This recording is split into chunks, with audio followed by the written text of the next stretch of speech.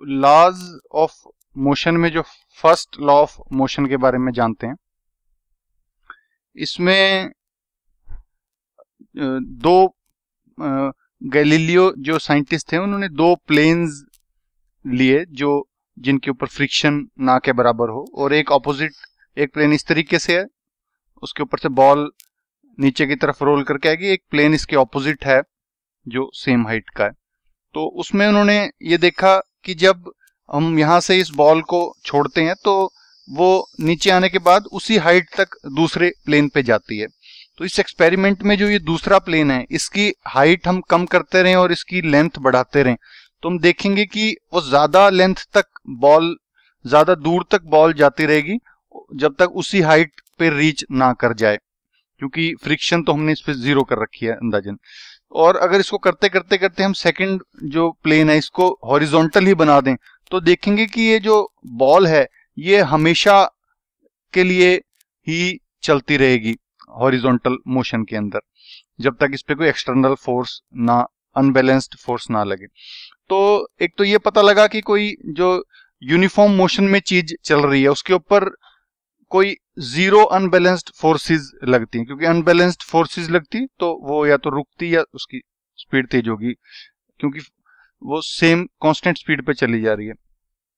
Actual में जब हम एक्सपेरिमेंट करते हैं तो इसमें जो रेजिस्टेंस होती है ब्लॉक की उसको थोड़ा हम कम कर सकते हैं कि जो बॉल्स हैं, जो उनको मार्बल बॉल स्मूथ ले सकते हैं, प्लेन को स्मूथ ले सकते हैं और लुब्रिकेट कर सकते हैं प्लेन को। इसके बावजूद भी हवा की फ्रिक्शन होती है जो हवा भी रोकती है, तो प्रैक्टिकली हमें नहीं अचीव हो पाता। लेकिन अगर ये हम फ्रिक्शंस ना हो तो जिस तरीके से हम बात कर रहे हैं उसी तरीके से ये बॉल्स बिहेव करेंगी। तो जो न्यूटन जो थे उन्होंने इसको गैलीलियो के जो एक्सपेरिमेंट को और आगे लेके गए तो उन्होंने 3 लॉज प्रपोज जो करी जो गवर्न करती हैं मोशन ऑफ ऑब्जेक्ट्स को। ये फंडामेंटल लॉज हैं 3। तो इन लॉज को न्यूटन्स लॉज ऑफ मोशन भी कहा जाता है। तो फर्स्ट जो लॉ है वो स्टेट करती है कि कोई जो ऑब्जेक्ट है या तो वो रेस्ट पे रहेगी या अपने यूनिफॉर्म मोशन में स्ट्रेट लाइन के अंदर चलती रहेगी जब तक उसको कोई कंपेल ना करे बाय अप्लाइंग एक्सटर्नल फोर्स। तो उसका स्टेट ऑफ मोशन या तो रेस्ट है स्टेट ऑफ मोशन या उसका यूनिफॉर्म मोशन में चल रही है। तो इस स्टेट ऑफ मोशन को चेंज करने के लिए अगर फोर्स लगेगी तभी ये motion, state of motion change होगा। तो ये हम देखेंगे कि जो भी ऑब्जेक्ट है वो रेजिस्ट करती है अपने स्टेट ऑफ मोशन को चेंज होने में। अगर वो रेस्ट पे है तो कोशिश करती है, वो रेजिस्ट करेगी आगे मूव करने में। कोई चीज मूव कर रही है वो रेजिस्ट करेगी उसको रोका जाए या उसकी डायरेक्शन चेंज की जाए। तो इस जो रेजिस्टेंस को नाम दिया गया इनर्शिया। तो इनर्शिया जो फर्स्ट लॉ ऑफ मोशन है इसको लॉ ऑफ इनर्शिया भी कह सकते हैं। तो ये हम एक्सपीरियंस करते हैं जैसे हम गाड़ी के अंदर जा रहे होते हैं, कार में हम जा रहे हैं तो कार में एकदम ब्रेक हम जब लगाते हैं तो कार तो रुक जाती है लेकिन हमारा शरीर आगे की तरफ जाता है। वो इसलिए कि हमारा शरीर के अंदर जो इनर्शिया है, जब कांस्टेंट हम स्पीड के, एक हमारी बॉडी भी कार के साथ स्पीड पे चल रही थी तो कार रुक गई तो हमारी बॉडी रुकना नहीं चाहती, आगे की तरफ चलती रहती है। तो वो इनर्शिया के कारण है। तो इसलिए एक्सीडेंट्स भी हो जाते हैं। तो ब्रेक बेल्ट लगाना जरूरी है। बेल्ट क्योंकि जब लगाते हैं तो बेल्ट एक्सर्ट करेगी फोर्स बॉडी को फॉरवर्ड मोशन को धीरे करने के लिए। एक और इनर्शिया की एग्जांपल है जो बस में, बस एकदम चलती है, वो इनर्शिया ऑफ रेस्ट की एग्जांपल है। तो उस टाइम जब बस चलती है तो बस भी रेस्ट पे होती है, हमारी बॉडी भी रेस्ट पे होती है।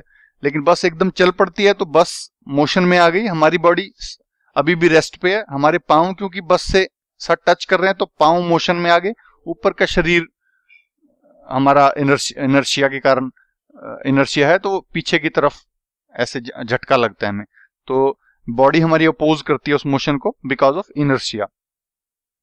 एक तीसरी एग्जांपल जो है वो, अगर गाड़ी गोल घूमे, मान लो चौक पे या एकदम कोई बेंड आ जाए तो आप देखोगे कि हम बाहर की तरफ स्लिप होते हैं। कारण कि हमारी बॉडी तो स्ट्रेट लाइन में जा रही थी, तो कार जब घूम गई तो स्पीड बेशक सेम है लेकिन उसने डायरेक्शन चेंज करी, तो हमारी बॉडी उसको अपोज करेगी बिकॉज ऑफ इनर्शिया, क्योंकि वो स्ट्रेट लाइन में जाना चाहेगी। इसलिए हम स्लिप होके जिस साइड मुड़ रही है उसके ऑपोजिट साइड ऐसे स्लिप होके बाहर की तरफ जाती है, तो ये भी ड्यू टू इनर्शिया है। तो जो कोई भी जो फैक्ट है कि बॉडी वो चाहेगी कि वो रेस्ट पे रहे जब तक उस पे कोई अनबैलेंस्ड फोर्स ना एक्ट करे। एक एक्टिविटी करते हैं, इसमें कैरम बोर्ड पे जो हम ये कैरम की जो सिक्के ले लो या कैरम की बोर्ड की जो गिट्टियां होती है ये हमने रखी एक के ऊपर एक, और जब स्ट्राइकर से सबसे नीचे वाली को हम तेजी से करते हैं तो देखेंगे कि नीचे वाली तो निकल जाती है, ऊपर वाली गिर जाएंगी सारी। वो किस लिए? वो इसलिए कि नीचे वाली आके जब नीचे वाली उससे टकराती है जो स्ट्राइकर, तो जो कॉइन्स हैं वो नीचे वाला तो एकदम चला जाता है क्योंकि उस पर फोर्स एक्ट करी, ऊपर वालों में इनर्शिया होता है, वो इनर्शिया के कारण पीछे की तरफ गिर जाते हैं।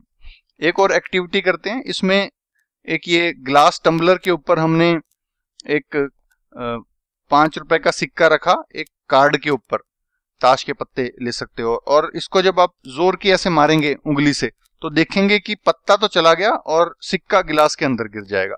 तो इसलिए हुआ कि जो सिक्के में इनर्शिया था, जब कार्ड पे मारा तो वो मोशन ट्रांसफर नहीं हो पाया सिक्के में, और इनर्शिया होने के कारण सिक्का अंदर गिर गया गिलास में।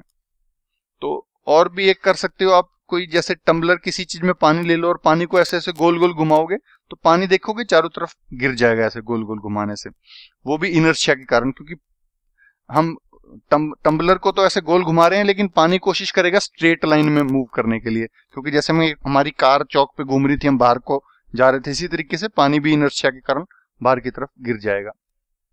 इसलिए जो कप जो के सॉसर होते हैं, कप के नीचे जो प्लेट रखी जाती है उसमें ग्रूव देखोगे आप होता है, वो इसलिए होता है ताकि कप उसमें फिट हो सके और इस तरह के जो सडन जर्क ना लगे कप के ऊपर।